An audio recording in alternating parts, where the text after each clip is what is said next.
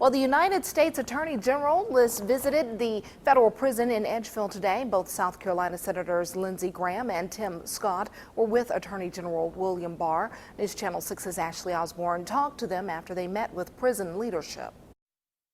U.S. Attorney General Barr was here with Senators Graham and Scott because of the First Step Act. Both senators support it. We talked to a leader in the prison system about what it is and why he backs it as well. How would you summarize what the First Step Act is?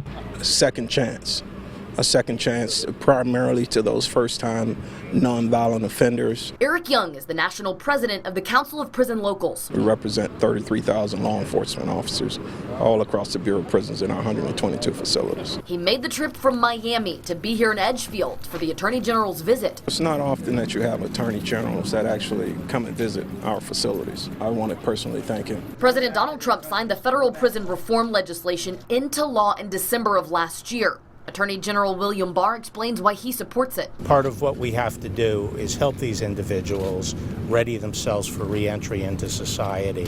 And we also have to make sure that we are reserving our prison capacity for the people who truly pose a threat to the community. The act reduces sentences for certain crimes, also supports programs to decrease the rate of inmate return. Training programs, drug treatment programs, vocational programs, educational programs that the inmates get credit for taking and that will better prepare them for re-entry. And we were looking at those programs in effect here now. The first phase of the act is scheduled to roll out this month, which will be on July 19th, where we put out a tool that will help us assess what kind of programs will best serve the interests of the inmates in terms of preparing them for re-entry.